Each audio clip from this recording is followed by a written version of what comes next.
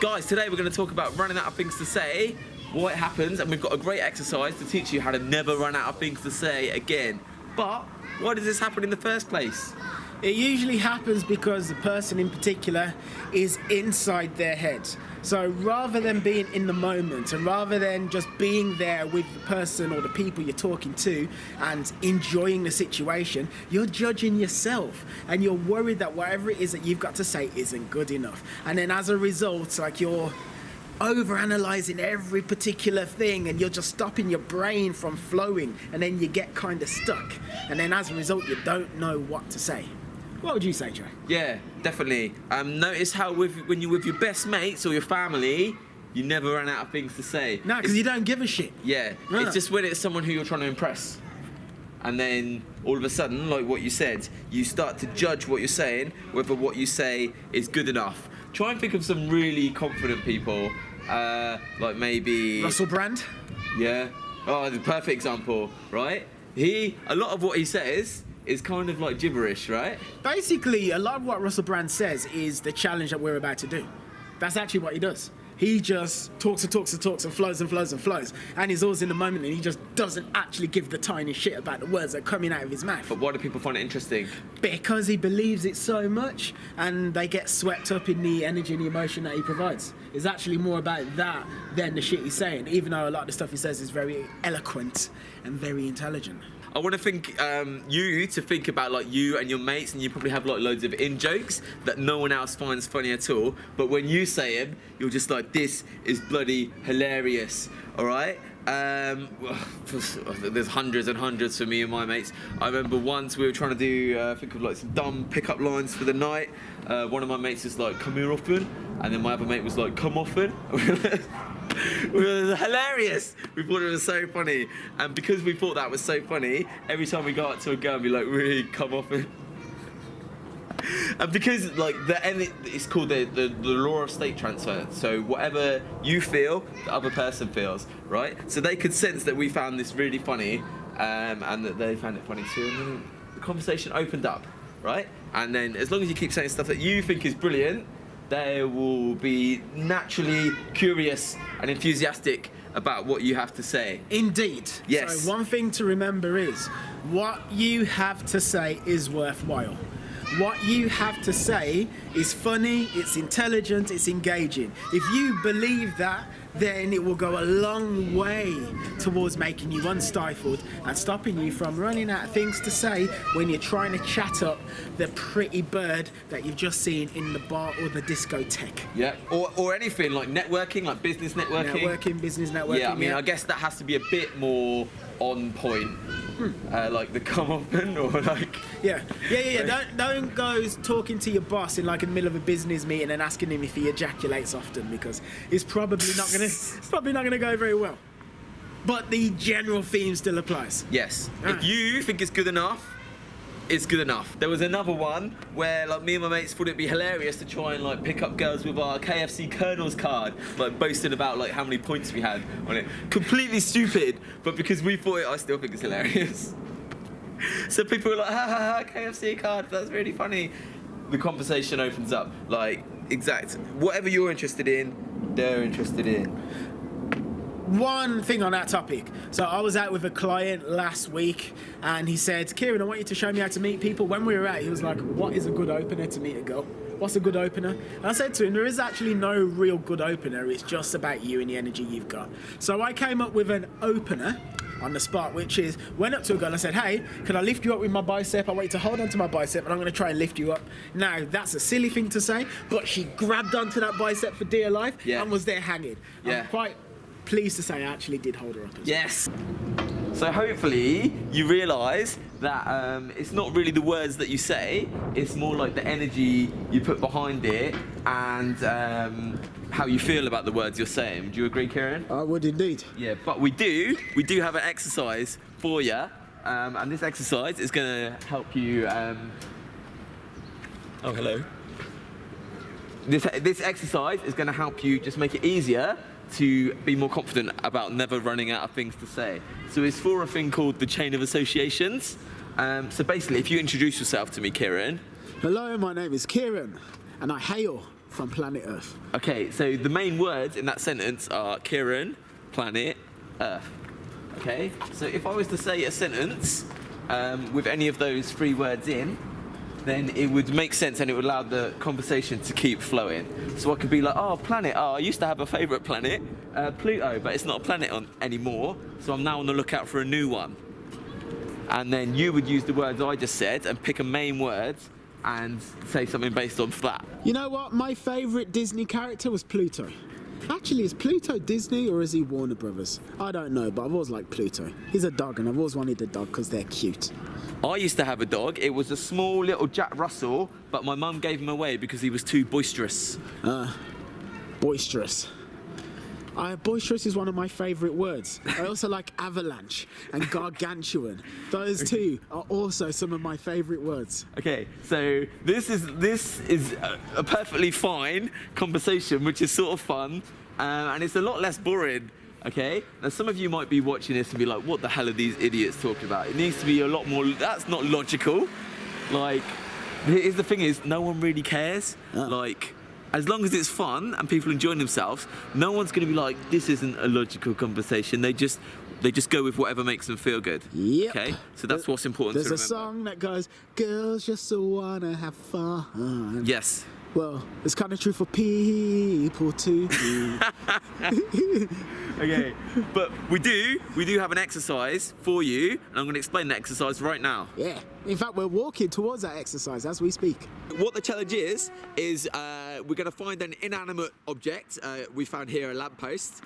You could use a wall, like a glass of water, like toilet brush, whatever, okay? And we're going to practice the chain of associations, but we're not going to do it with a partner. We're going to do it with an inanimate object, which obviously isn't going to talk back, okay? So you have to use the chain of associations on yourself on the last sentence that you said, and you have to do that for 3 whole minutes. Now, Kieran is brilliant. 3 minutes? Yeah, 3 minutes. Jesus. Kieran is brilliant at this. Am I? Yes, so he's going to demonstrate right now. Is he? Right, so 3, there's a car coming, so let's wait till the vehicle goes by. Actually, it's going by really slowly. Okay, you inanimate object, I'm gonna talk to you. You are big, you are black, you are phallic, like a penis. Apparently, black men have big penises. That's what I found out when I was 18. I didn't actually realise that was actually a thing. And you know something? Every fucking man on this planet has at some point measured the size of his dick. But we all lie. We all lie and act like we haven't actually done it, but you have. Let's be fucking clear, right? At some point you were maybe 11, 12, 13, 14, and you heard that size mattered. And you heard that if your dick wasn't big enough, then that reflected negatively upon you. So what did you do? You went home, you probably touched yourself, you got yourself hard, and then you actually measured yourself to see whether or not you stacked up. I did it, everybody does it, who the hell cares? Anyway, that sign over there says Roberta. Roberta is a feminine version of Robert.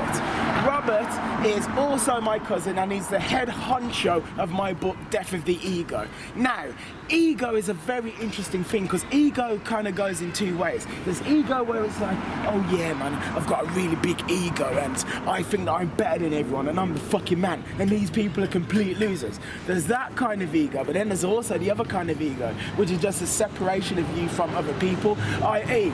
the fact that you are aware that you're a separate entity and you have a relationship to other entities that aren't you. That ego. And you know something? There are people who undergo mystical experiences in which they have something that is known as ego death. And the funny thing about ego death is that it's actually the scariest, most terrifying thing that can happen to a person because we believe our ego so much.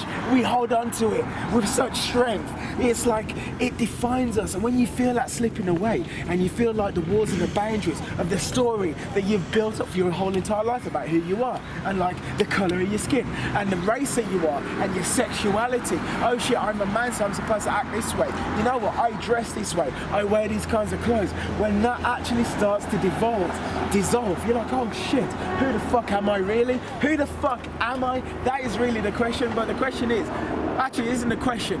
The answer to who you are is you are the person that is watching yourself doing all of this stuff. So funnily enough, this is the crazy thing. You have thoughts, right? So I can be here and I can say, hello, my name is Kieran. You could call me Kieran Callum, and I'm here and I'm being filmed by Joseph Elvin. I say all of that shit, but is that actually me? Am I the character, or am I the unspoken, always there but never really thinking, just watching everything? Am I the part of me that's watching me say and think all of this stuff? That's the question. And then that brings us on to questions of like who we are really, like life after death. Is there actually such a thing as reincarnation? You know, there's something called the simulation argument, which argues that all of life is actually a computer simulation. And it sounds so crazy, but some of the smartest scientists in the world actually believe it. Done. You hear them like, Woo. Hello, Mr. Lamppost. My name is Joseph. My favourite colour is blue. I think I like blue because the football team, Portsmouth, wear blue shirts. I was born in Portsmouth in a hospital called St Mary's Hospital. I think they called it St Mary's because Mary is a very biblical and a sort of a virtuous name, which you'd want that associated with hospitals, right? My name is not very virtuous at all, although it is Joseph. He kind of got like messed around in that whole Bible story, didn't he?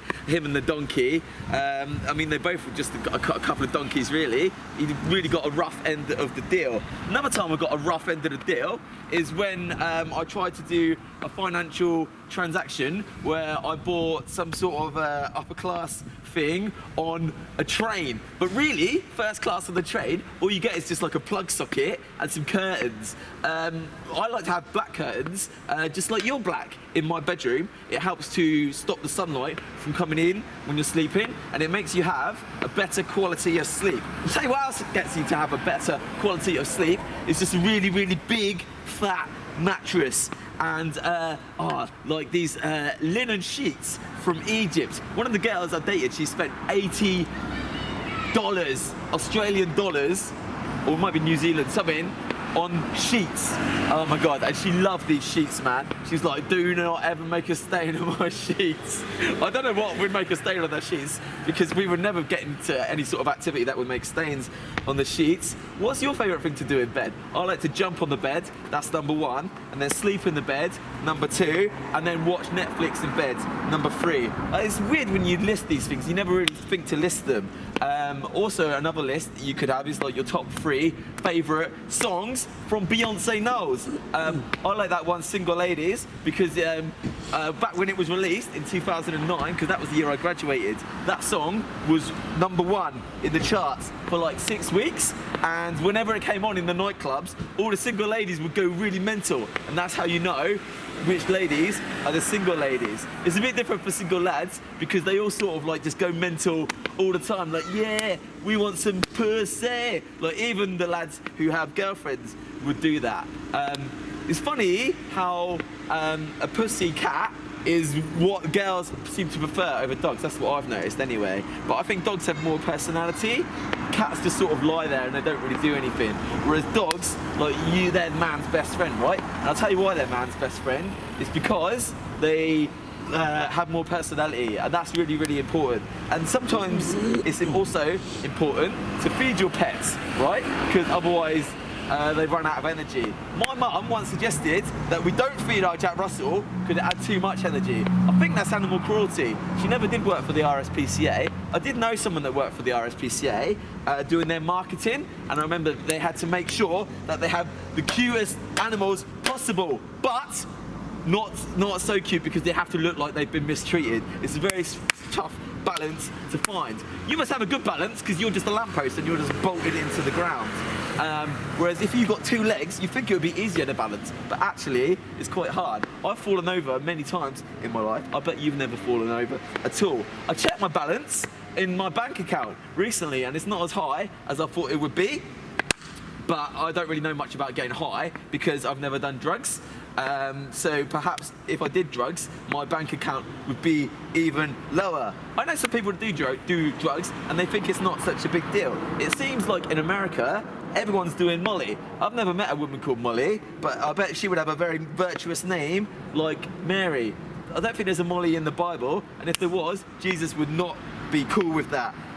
He did like wine though, so where's the balance? Because I don't know, there's not many drunk stories in the Bible. There's a lot of drunk stories in my book that I wrote called The Thrill of the Chase. I'm not drunk in any of them because I was teetotal throughout the whole of that story. But a lot of the girls I meet in that book were very, very drunk. I get drunk quite easily. Tell you what else that happens to me easily. I get excited about talking to a lamppost, and it seems like the most exciting thing in the world. Tell you what else is the most exciting thing in the world? Football, especially the World Cup. Did you see it yesterday? England versus Colombia.